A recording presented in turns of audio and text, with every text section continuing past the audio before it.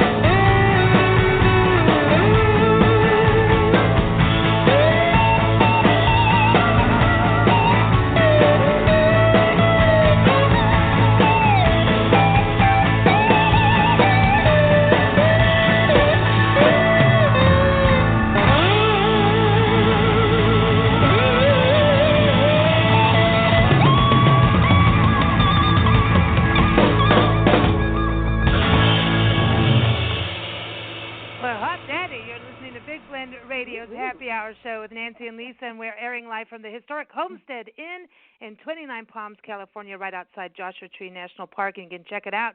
Go to the website. It's 29in.com. But you just heard Early Bird, and let me tell you, the Early Bird, Nancy, they do get the worm. Yeah, well, they're fast. Yeah, you got to boogie like the worm. You got to be on it. You got to wiggle. You got to wiggle it with this music. That is the second track on the new album by the Outlaws legend Harvey-Dalton-Arnold. The album is called Stories to Live Up To. It's one of my favorite album titles ever. I think it should be a memoir too. And it's out now through Music Maker Recordings. You can go to musicmaker.org to get a physical copy. They do exist, the physical copies. And also go digitally and stream it on Spotify, Bandcamp, and get it on iTunes. But we're very excited to have Harvey join us here on the show. He's on Facebook under Bluesboy58. He's also on musicmaker.org. But welcome, Harvey. How are you doing? I'm great. How are you? Well, good. We're doing what we call the wiggy butt dance. Like, see, it's happy hour. You take your first sip, it goes down, and it makes you shake your tail feathers. But it's also the same with your music. I'm like, Yep. Early Bird makes me want to start early in the morning and run around and wiggy butt, shake it. Okay, and stay up so late it's the Early Bird all over again. I know that feeling. But listen, man, this album is like everything, every like blues. The who's playing the howlin' slide, and it's like the ghost dance on the guitar there. Who's doing that? That would part? be me. Yeah, you're a badass.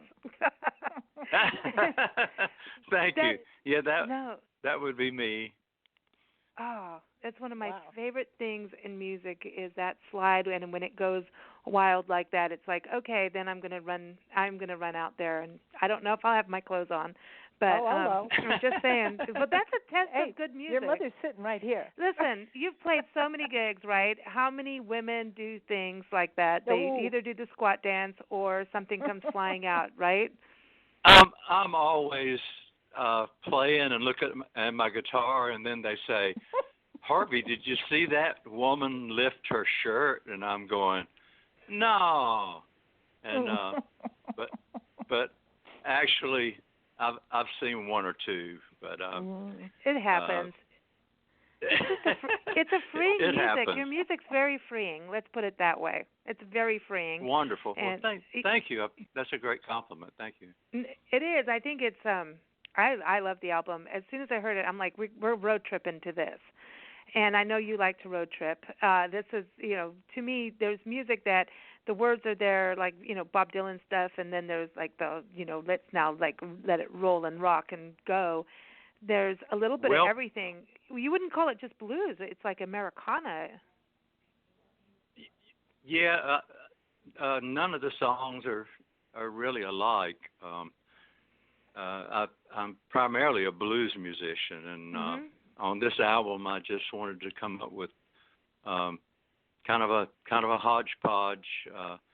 I like albums when a song finishes and then the next one is nothing like that. So, and it was recorded in a very free spirit. We did all 9 songs in 3 days. Oh, wow. Primarily live in a studio in Brooklyn, New York, and all in one little room, getting in the spirit, drinking moonshine, and you're in North Carolina. You got the shine. Yeah, I got the good stuff. He's here for happy hour, like totally ready. So, I mean, doing like that many songs, to me, it feels very live and real. Like, did you do it in one room, or how does that work? Like when you do this kind of album, because it feels like we're right there. Well, I was given like 2 months' notice that they wanted to do an album. So about a month before, I set up a little recorder in my bathroom, and the recorder was on my toilet, and I had a microphone and one guitar, and so I recorded this demo, and I had never met any of the musicians, so I sent it up to New York, and that's all they had heard. They didn't know what the drums were going to be, or the bass, or so we met on a Friday and started working at 2 p.m. and the bass player was actually a Broadway musician at the time, and he came in with sheet music, and my first thing was, they said, what do you want here, what do you want there? And I said, whatever you feel, whatever you want to play. And so he threw the sheet music in the corner, and they're world-class musicians and producers themselves, and so the creativity and the chemistry was just magical. That's awesome. So I mean, and to me, because it's a Livewire album, you know. Wonderful. That's what I'm saying. It's like you do want to run around and be a little crazy with it, but it's also very rootsy, you know. And I think that's what's interesting with you working with the Music Maker Relief Foundation to do this through music makers and record with them. It seems like, from what I've read, that they're pretty dedicated to Americana music. Oh, definitely. They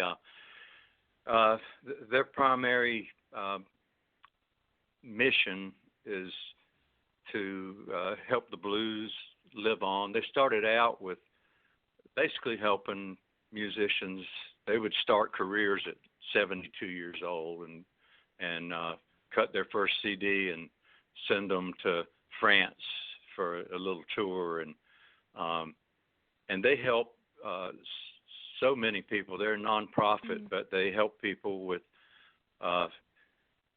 and like, it is primarily senior blues musicians.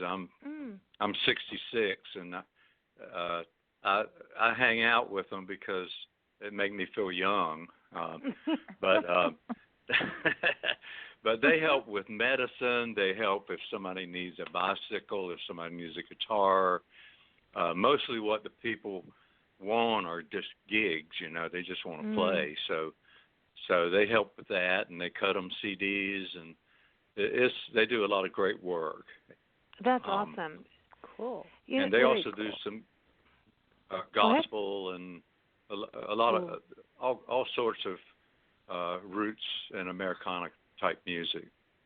I think that's so amazing. You know, to me, I think it's, you know, America's got some interesting sounds coming out of it, right? And like, I think about, you know, one of my heroes is Ry Cooder, what he's done, and oh my God, right, that whole, you know, and that's why, you know, listening to the guitar work of yours, I'm like, oh God, like that whole, I don't know, the slide and the whole, just getting down to the nitty gritty. Roots is roots. I mean, when you say roots music, it means it. You know, it's like you're in the dirt. Your hands are in it. It's feeling the raw passion, the raw reality, whether it's passion or, you know, sad, right? Or, you know, euphoric and religious. If it's a big religious experience, like gospel music, whether doesn't really matter what you believe, man, it'll take you there when it's done right. Exactly. You know? And gospel and blues, it bites you, you know. Once it bites you and it makes you feel that way, you're done. I mean, you know, it bit me at maybe 16, 15 years old, and you're done. I mean, that's all I really want. I want to feel. That's all I want to do, you know. And it can be slow, it can be sad, it can be happy, and it was created to lift the spirit. And it's sort of a terminal disease, the blues, and funny. And it's not a bad one. No, it's not. Hell no. And it's one of those things that keeps us all going through. I mean, even looking right now with this pandemic and the shelter in place and quarantunes for musicians doing everything virtually now, music gets us through. And I think that's the one thing we are all like, oh, thank goodness for the arts, because, you know, besides that and nature and getting outside, you know. What would you do? Yeah. You know, and cooking. I think music's the most powerful thing in the world to me. I mean, I played a assisted living well, this was actually more of almost like a nursing home, and I was playing. I got my mojo working. Muddy Waters song.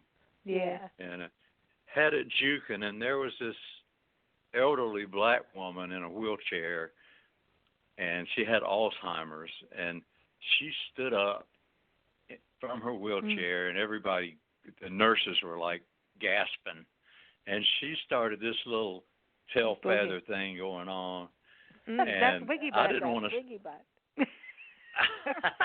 And I didn't want to stop playing. I mean, I kept going and going and going because I didn't want her to sit back down. But music can touch people in places that nothing else can. It's a very, very powerful thing. Yeah. And we remember music according to life events. You know, it's like your school dance, or the first time you made love, or the anger, you know, maybe you broke up with that first love and threw the clothes out the window. You're going to remember a song that goes with that too. See, that's the difference. You remember the anger, I remember the heartbreak. Oh yeah. Well, that's me. Yeah, see that. I don't know. I've had the heartbreak, and then it's like, okay, that really sucks. I don't want to be there anymore. You know, I'll get my tail feathers back out there. No, not really. I guess you're right. I get pissed. I got pissed after the heartbreak. Yeah. Yeah. By the way, toast to Bill Withers, man. I you know, so we've lost some greats over this pandemic, man. This virus. It's like, you know, it's really attacked the music, the music world. Oh, definitely. Oh. I mean, John Prine. I myself am a cancer survivor, and I've said that I didn't go through chemo and radiation to die from this, And, hell no. And I've said that about other things that are not as heavy as what we're going through right now, but John Prine literally beat cancer twice. To have to succumb to this is just crazy. You know, he's like, he talk about legends. You know, it's like crap, and he's so cool. Like his smile, like you can't beat that smile. That I know. That face he had is just so amazing. You know, I want to ask you about North Carolina. It's been many years since we've been touched foot in North Carolina. When we were there, it wasn't very long. Yeah. I think we went to Pearson Falls. I think that's in your state, Pearson Falls, and going. It was in the mountains. Outside. Yeah, it was on the way to Asheville, and we went to Greensboro. Yeah. And I'm probably 42 miles from Greensboro. Yeah. Oh, wow. Yeah, we were coming out of the Panhandle. We were living in Florida at the time. And there's something about the music changes as you get up into the Panhandle of Florida and go into, like, that whole area. So when you look at North Carolina, do you think there's a specific sound? Because I've listened to your music, and I'm like, you have a specific sound to me, yet it crosses over everywhere, right? But there's like I don't know if it's the moonshine out there, but it seems like from the Panhandle up, there's that like one the part. Moonshine Like, myself. I don't know if it's the Appalachian side or what's going on, but it seems it's a little different than what you would hear in Louisiana, right? Blues-wise. That's what I'm saying. It's a little. Oh yeah. Okay. Yeah, it's just like it's a reflection of the life. I mean, the life is slower. Not that the music's slower, but it's just a simpler interpretation. I mean, we have the great Appalachian mountain style. We have the Piedmont blues, and there's a phenomenon here called beach music that you'd have to hear it just to know what it's all about. It's only about a two-state thing. Everybody else thinks beach music is the Beach Boys and Jimmy Buffett, but this is a whole different phenomenon.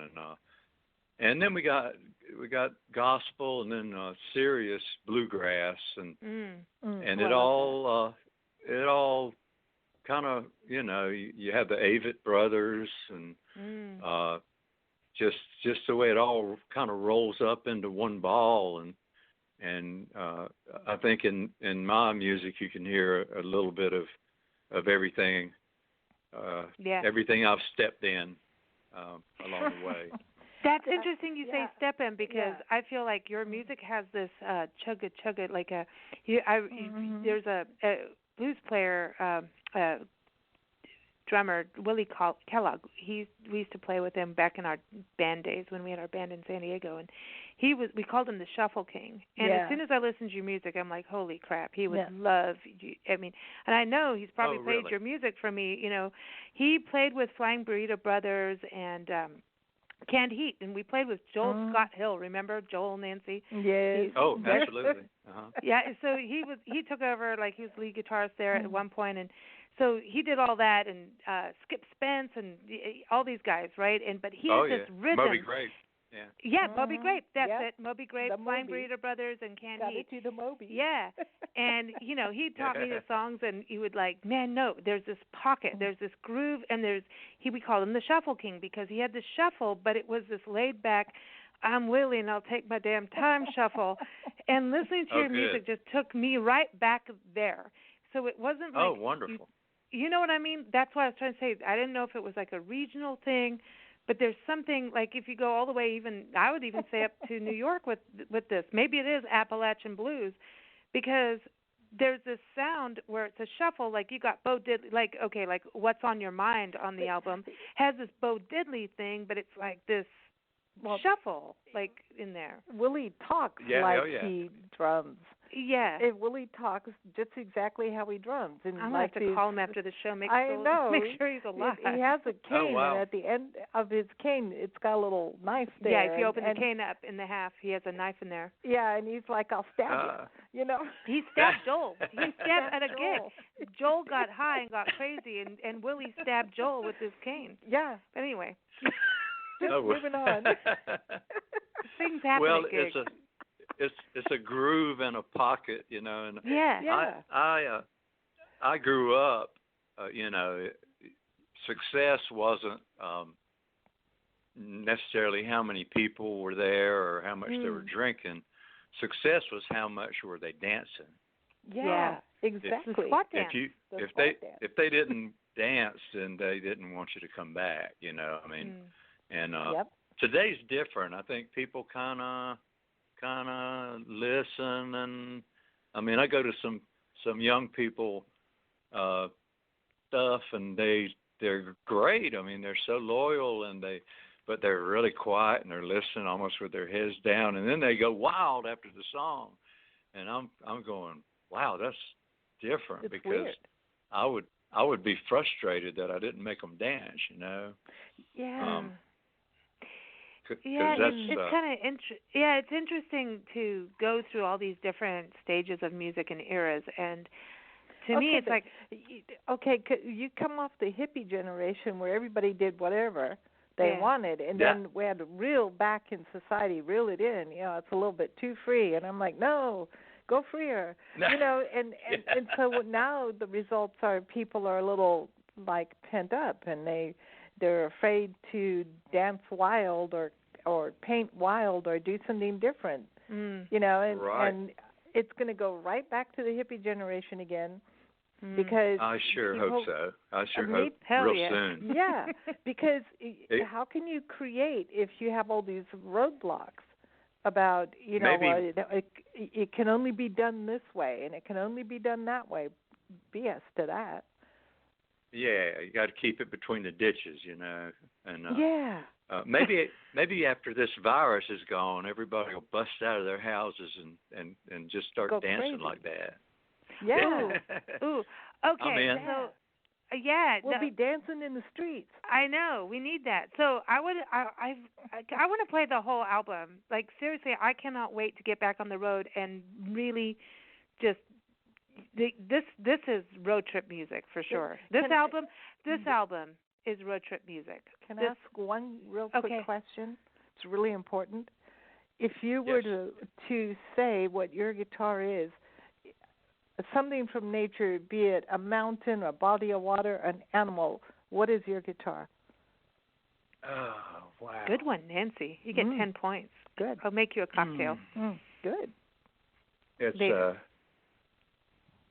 a fiery ass woman. Yeah. Yeah, that's it. You can't, cause you can't call it the B word at that point, right? You can't. Fiery ass woman. No. Okay. No, that's funny. And listen, is that okay? Now, do you name your guitar? Do you give her a name? I do. Yeah, well. The guitar played on this is Martha. Martha, not Stuart, right? No. No, it's a very, very white guitar. When I bought it, my friend said, I got this new guitar, and he said it's white, and I said, what kind? He said it's Alabama white, and I said, oh, that's really white. Oh my God. So. Oh my God. Don't give it a Stratocaster. don't give it a pillow slip, you know. God. No, but there's a kind of self-rising flower that's sold in the South called Martha White. Oh, and, yeah. Yeah. Cool. Yeah. So she's Martha So that's White. why I named it Martha. It was because she's rising. Okay. She's rising. It'd be rising, yeah. She'd be rising. Yeah, she'd be rising. All right, so I want to play Lone Outlaw because you bring up stories to live up to, because I think that is one of the best titles ever, and it's. Well, thank you. And I think right now, like, everybody's kind of trapped in at home, and really blare this out. Like, get your neighbors a little, you know. Get up and get them riled up, and have your street parties and everything, at your own house, but on connected. Play this loud. But Lone Outlaw, tell us about this, and I want to play this because it's. And then I want to play and then I want to play this and this and that. Anyway. Thank you. I'm so glad y'all like it. But this song, I had left the Outlaws, and the kind of the founder or the leader of the Outlaws, Huey Thomason, who's a unbelievable guitar player, but he was the only one left. He was the last original member, and he was touring, and I saw him in Raleigh, North Carolina. And after I saw the band, I was thinking how tough it must be for him. I mean, we were playing. We opened for the Stones in Anaheim Stadium. We played Madison Square Garden. We, just had some really breathtaking kind of gigs. And here he's in this bar, little joint, and I thought how tough it, and how brave and how committed and all his passion. But that's the Lone Outlaw was my respect to him, and the line of riding alone where he once was one of five, wondering why he's the only one alive. Then it kind of goes into a story but that was my inspiration for that song. Yeah, cool. Well, let's play it for everyone, because it's interesting because the Outlaws, like Southern rock, and I listen. I'm like, man, it's got a little hippie blues Southern. And it's the kind of thing I love, because to me it's got to have that little, there's no such thing without something else. We're the blend, let's put it that way. Everything touches connected. We're all touching each other in some way, and we're all finding out now with this virus that how much we do touch each other. Oh, yeah. Yeah. how much we did touch each other. I know. Don't touch each other. Just boogie, but boogie on your own lawn. Touch me. I know. So anyway, keep on. I'm ready to get back to touching. I know. I think everybody's like, I miss hugging, I miss touching. It's a whole other deal, but it's true. The 6 feet apart thing doesn't work. But here it is, everyone. Lone Outlaw. Again, you can get it from the album right now, Stories to Live Up To, from Harvey-Dalton-Arnold. Take a listen.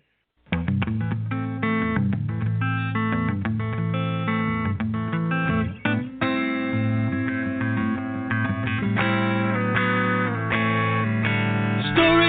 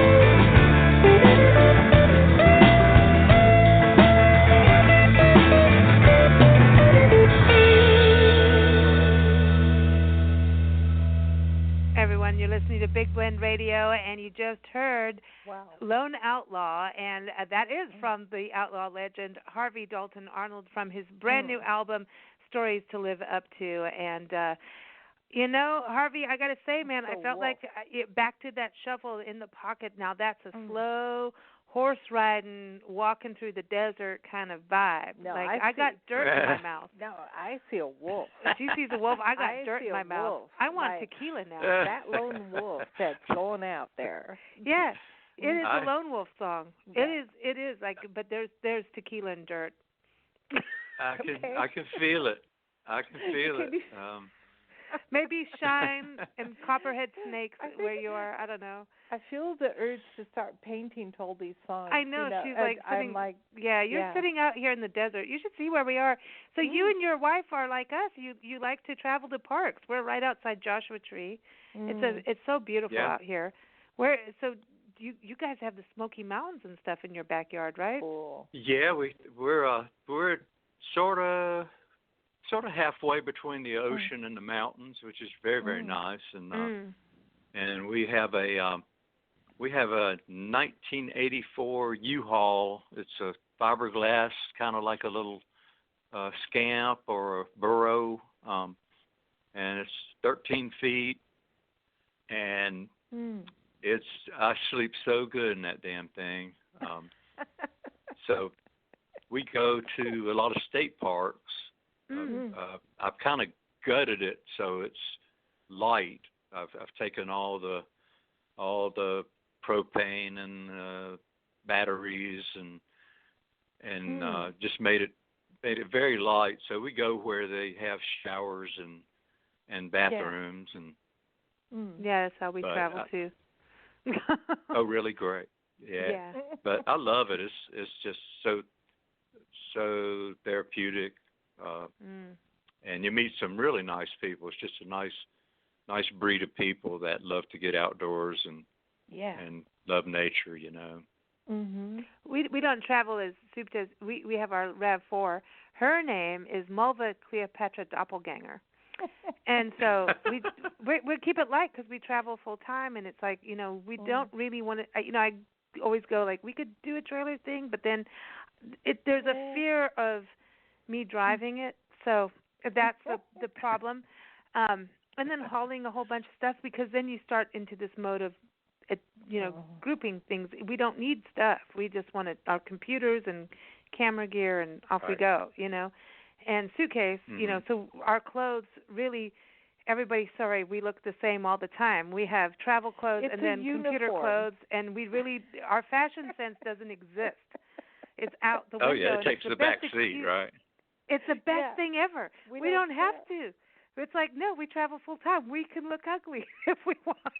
Oh, yeah. What am I going to wear today? Let's see. I've got it on, so, And they all have the same colors, blues and grays, maybe a little pink here and there, because Nancy wants to do that. She does a little pink here and there. You ain't going to catch me in pink. I'll be in greens and blues. But it's interesting how it changes up. It makes my cheeks glow. I'm not saying which I was like, I'm like, went from which to glowing cheeks. Moonshine in North Carolina can make your cheeks glow. I'm just saying. Oh, yeah. But listen, we're coming out your way. Just be prepared, because everyone will hear a big noise coming through. But we're going to come check out your parks. We're hoping to head east. We're trying. We want the virus to go away. But really, I do want to ask you this, because we have our happy hour question. I retired the bell because our bell in our last show sounded like it was dying. It rusted out. I could do it. Ding, ding, ding, I know. Jerry here at the inn has a really good bell. We should just record it. We have our happy hour question, and I want to change it because you're a road tripper, and today is the anniversary of the Rand McNally Atlas coming out for the first time. So, oh my gosh! Right. That's so this is cool, because that's how do you do the GPS thing, or do you do the Atlas?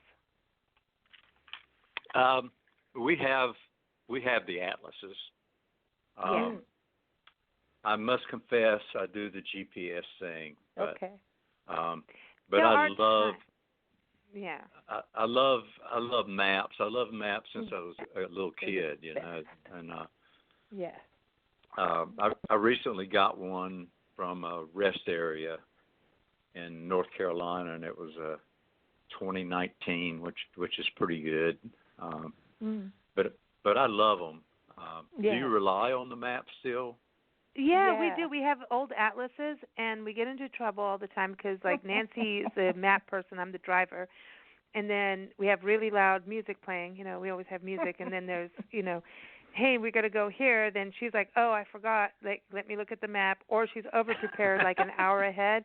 And then when it's time, she'll turn the map, like take a right, she turns the map to the right. No, that's what you do. But that's what you taught me. I like the name of this road. Let's go. I know. We get lost and we blame it on the map, but we really like it and it's a good thing. But you don't care. That's how no, and we so don't. But listen, on our park and travel site, everyone check it out, nationalparktraveling.com. We've been assigned, like, not only do we document parks and put them all on a map with a photo and a little description of where we've been, but all these people assigned us maps, like go to all the gardens you can.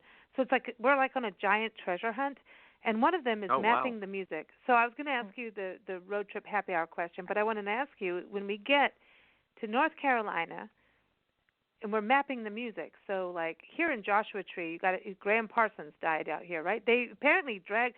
Willie told me this. Willie, it's all about Willie. That they actually, like, his coffin, they spun around in the desert out here a little bit, and then burned him in the coffin out here. Out here. That's true. See, so all this stuff happened out here in Joshua Tree region, right? And more than the YouTube. I think they may have stolen it or something. I'd like to hear the whole story. Yeah, they ran away with it and burned it in the desert. But yeah, I love Graham Parsons, actually from South Carolina, I believe. Really? Now South Carolina's got some crazy stuff going on too. I mean, when we lived in the Panhandle, Macon, Georgia, and all that whole, like, it's weird area was like this hotbed. Like, you could literally feel like the mist coming off the swamps with music. It's all that Spanish moss. Yeah, there's stuff going on. That's right. Yeah, but now, if you were going to map the music in your neighborhood, where would you say we need to go to map the music? It could be a graveyard, it could be whatever, a club, what? Where? Wow. Yeah. Wow. Well, that's a tough one. I mean, because of the different kinds of music. Yeah. I would say go to Asheville, North Carolina, because it's just exploded with all kinds of music and beer. Oh my God, yes. And I guess that's probably why the music exploded too, because of the beer. But it's really incredible. And then go to Durham, North Carolina, because it has such a history of the blues. They called it the Black Wall Street. It was It was one of the most successful black business areas in I would say the 30s or 40s, from that there's just been some tremendous blues history, and Tobacco Town. I play with a fella. He's probably 93 now, but he started out. He would play because he would watch the tobacco carts that were waiting to get in the tobacco warehouses to be sold. Wow. So he would hang out there all night and practice his guitar, but also play for people and make tips. And when he was just pretty much a kid, and Durham, and then go east to Kinston, Goldsboro, all in there is you'll find very black gospel, and in an acre away you'll find very white bluegrass. But they you know, the history is gone, but people get along very well in North Carolina. I mean, We don't have, all major cities have hate going on, I think, but the common people in North Carolina really get along, and things are the lines are blurred, which is a good thing. Oh, that's nice. We felt that when we were in Little Rock. In Arkansas. Last year we went through Little Rock, Arkansas, and also fun. spent a long time in Natchitoches, Louisiana, and went to their Folk Life Festival. And I'd love to see you there because so cool. your music. I know that it's that's why I felt like you've got this other. I could feel like regional something else, and. Oh yeah. But you belong there at this festival. Get me a gig. Okay. I'm serious. You got to check. It's one of the best things. We went to the Greeley Blues Jam up in Greeley, Colorado. That was way insane. Cool. Mr. Sips was there. Oh God, Watermelon Slim, Larkin Poe, and oh my gosh, it was just awesome. Chawa. Oh my God, I loved them. But So it was really cool. I've seen and heard of a lot of them. Yeah, but the Natchitoches, Louisiana, this folk festival has been going. It was their 40th anniversary, and we went, and there's Thibodeau, Mr. Thibodeau. He was in his 90s, and he's sitting there, and he's like, I know he's. No one take this wrong, but he's like a hound dog. He's like, I ain't gonna die not singing and doing my thing. And it's like his whole family, generations, 4 generations are sitting there performing with them, and he's sitting there and he calls it. And you're talking old school Zydeco Cajun. He's sitting there like you. It was the most amazing experience, and I would love to see you there. And at the same, because you've got the roots, and then you see this younger generation taking in Cajun Zydeco music and bringing in a little hip hop to it and everything. So it was this really amazing experience. Of everybody's there in this big gymnasium at NSU, and it was it wasn't about anything being pretty. It was about it being real. And authentic and good cooking. And good. You know what I mean? That's that. That's what I'm all about. Yeah. You need to go there. You need to go. I know. So, all right, happy hour. Now we've done the road trip, so kind of with North Carolina. So I'm gonna go. Okay, so happy hour. If you could spend a happy hour with anyone alive or passed on, who would it be? Where are you going to spend it? We want to know what the libation and the munchies are, and what are you going to talk about? I'm gonna go to the 30s. I'm gonna spend my happy hour with Robert Johnson. And I'm gonna be in a rough little juke joint near Clarksdale, Mississippi, and we're gonna be eating chicken wings and drinking brown liquor. Yeah, malt. And I'm going to be asking him, who taught you that shit? How do you do that? Yeah. Where did you learn that? Yeah. And I like it. How's that? Yeah, I like I'm in it. You know, when you think about like the song like John the Revelator, right? Mm-hmm. You just think about you go into all of that era. I mean, Robert Johnson, you got Crossroads, you go to all of that, right? But it's like you got, I don't know, it's just so simple. And when you just stick with simplicity, you have the whole world. Absolutely. I mean, and that's what's beautiful about the blues. It's simple, but it ain't. It ain't. I mean, I've played with musicians recently. And they're they're used to playing like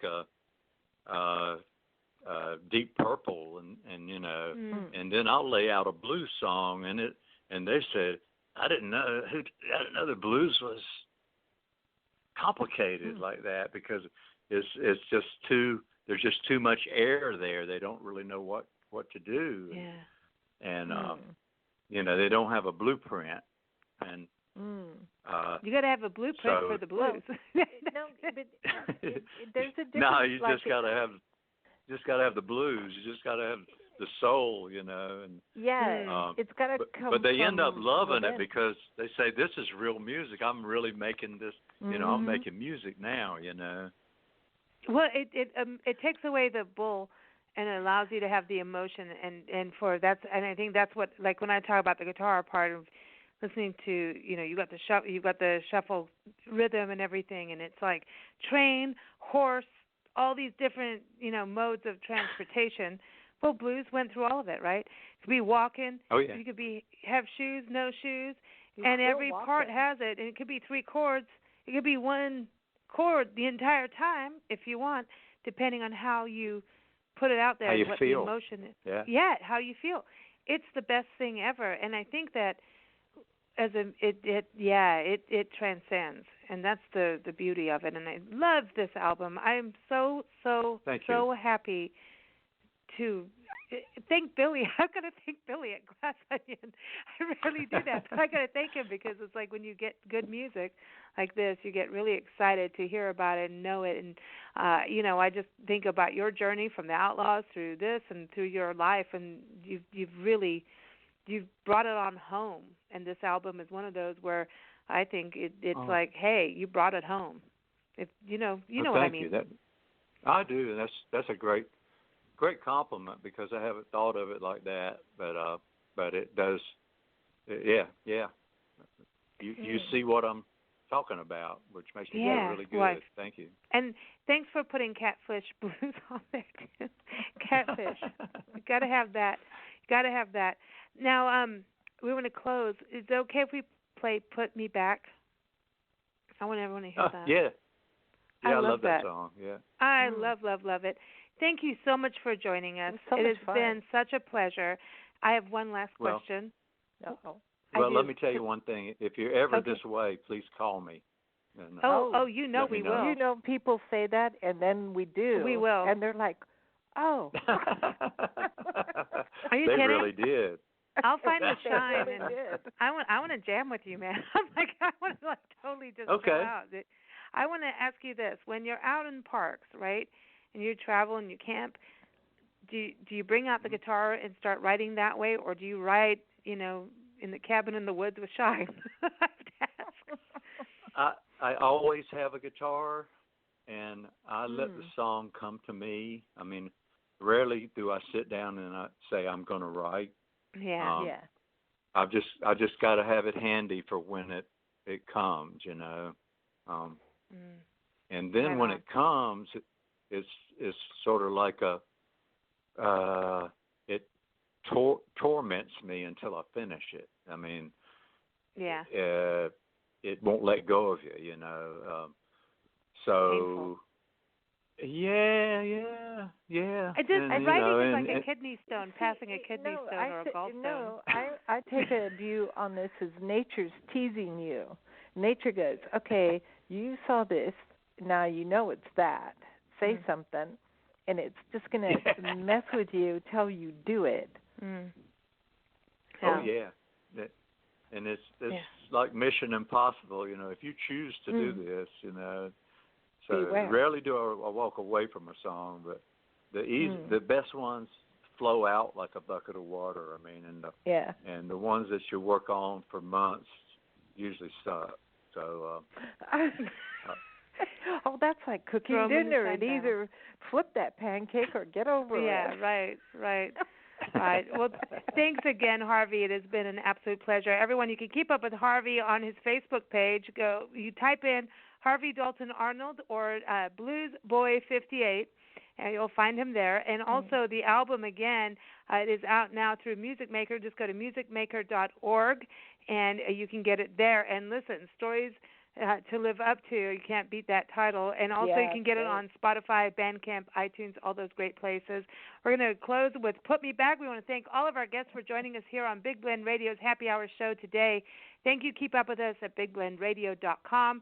We'll be back on Friday with more roots music and art from out here in 29 Palms. A lot of good. We've got James Byfield and Blind Limit Pledge, and also Mark Spangenberg, an incredible artist joining us. So keep up with us for Friday's show.